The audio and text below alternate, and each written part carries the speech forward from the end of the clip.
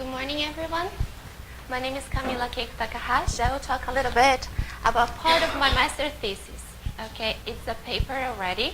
It's in press, so maybe in a few months it will be out. So I'm not going to talk too much because then you're not going to feel like reading the paper anymore. Okay, so it's persistent and metallic composition of paint particles in sediment from the tidal inlet. So I'll begin to talk a little bit about what is antifouling paint, the environment concern about it, and how we did our experiment, not all, but part of it, and some final considerations, okay, just to give you a little spice to read the paper later. The antifouling paint is the paint that we can see on ships on the outside of the ship that usually is red, blue, or green, okay? So they are used on the hulls to avoid corrosion and the fouling formation. Basically, they are relatively insoluble. Depending on the paint matrix, the paint matrix is soluble with the compounds that it's in there, but some of them are not. And usually it contains different metals in different concentrations because it depends on the manufacturer and the type of the paint, depending on where the boat or the ship goes. The kind of the water determines what kind of fouling you have and the type of corrosion that you may have. So that's why. And then it has as well some organic and inorganic biocides because it needs to be a biocide to combat the fouling. And they are designed to be highly bioavailable to the organism, to actually act as a biocide. And it has some metals as well as copper, lead, tin, and zinc that, as we had some presentations here, they said it's very toxic. And the most well-known antifouling paint is the TBT that has been banned already in 1980s. Okay? Then the main problem with all of this is because at least once in a year for the small ships, they are taken from the water and put in a boatyard to be scraped or at least repainted. So despite the codes of practice and guidelines that there are, at least in England, where I did this research, they have to put like a plastic tarpaulin underneath the boat while they are practicing it, like scraping or repainting. But most of the boatyards, they don't do it. So the problem is all the paint particle goes to the soil. And what happens when it's on the soil? Rain and wind takes everything to the water. So it stays in the water column. There are experiments already, studies about it, the concentration of the biocides in the water. But then everything doesn't stay in the water forever. It sinks. Eventually will sink. And then it's going to end up in the sediment. And there's no research about this kind of paint particles in the sediment. That's the main issue. Because even if you say that there are codes of practice and stuff, good practice, nobody follows it.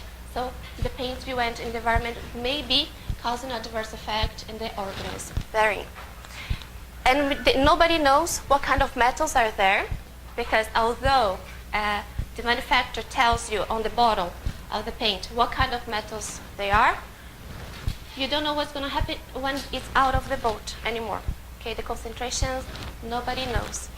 And then the transport as well, nobody are sure about what's going to happen, if you're going to stay around the boatyard or it's going to wash away with the tide. And the biggest question is, what happens if the sediment is resuspended? What if dredging happens? Yeah. So that's what the main question that we wanted to answer. So here's our sample site. So this is England, yeah, Plymouth, and then one of the tributaries of the Plym River is the Flat Creek. So we did our samples here. It's a boatyard, a well-known boatyard.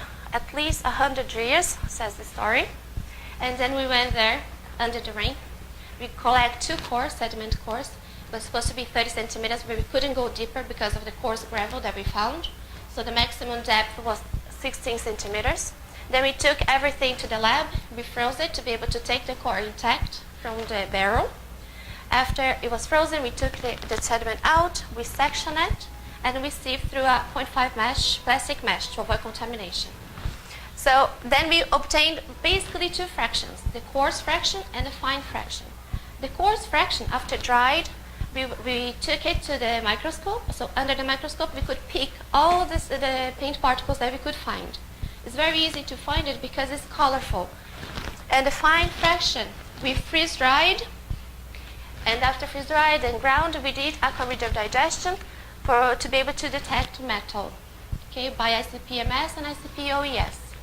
So we looked for 12 metals in total, but the most important are copper, zinc, tin, and lead. And then we did as well with the sediment inorganic, organic, carbon, hydrogen, and nitrogen, because depending of the metal that we have, it can bind with the sediments and the organic matter. Same thing for the particle sizing. And then we wanted to know the persistence, if it is persistent or not. That's why we went to radio dating using the isotope, gamma spectroscopy, and using cesium-137, lead-210, lead-214 in americium-241.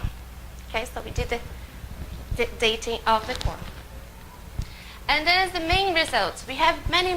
So the most important is the difference of age between the sediment on the surface and on the bottom is about 10 years. Okay. Mass contribution, as we section it, we can see that on the surface, it has less than on the bottom for both cores, core 1 and core 2. Okay? Probably on the top because of the interface between the substrate and the water, so we have turbulence. So maybe it's resuspended a little bit on the top and taken away. And as the sediment goes filling up, we have more concentration, more percentage in mass contribution of the paint particles on the bottom. Okay, keep that in mind. And then we go to the sediment. So in the sediment we have copper, lead, tin, and zinc. In the sediment, you can see that practically, without looking to the concentrations, it was almost constant. It might be, we imagine, that is because of the binding of the metal to the sediment, so it's kind of constant. When it's saturated, it cannot bind anymore. Okay? And aluminum is here just to show you, to have an idea, because we did a normalization of all the metals against the aluminum concentration, the percentage. Okay? And then we go to the paint particles by itself that we could find. So you can see that the distribution for the same metals, copper, lead, tin, and zinc, they're kind of very hazard. You cannot find any pattern. There might be probably because of the paint particles, as I said, it's different manufacturers, so different concentrations. And as you can see when you scrape it, you can have different layers of paint, different paints in the same boat, so it's washed away, suffer chemical, physical abrasion, so you actually find this kind of distribution of the concentration of metals in paint particles. So what was the important thing? At least 10 years of deposition is a fact, okay? On the bottom you can see a lot of paint particles with high concentration of metals. So it might be persistent, it's there. So if everything is suspended, what's the probability of that little particle be transported to some other place and actually cause adverse effects to the environment? Probably is high. Is that bioavailable? Probably, because the manufacturer designs the paint to be bioavailable, to the toxic, the biocides be bioavailable. So that's a big issue as well. And what about dredging? Same thing. It can resuspend everything and transport all these contaminants to a different place, even to a clean place, and then you're going to have a lot of trouble. So our conclusion is there are persistent chemicals in the paint particles. It might be very dangerous to the environment, cause adverse effects, but we still need further research, especially considering ecotox and things like that. Okay? Thank you.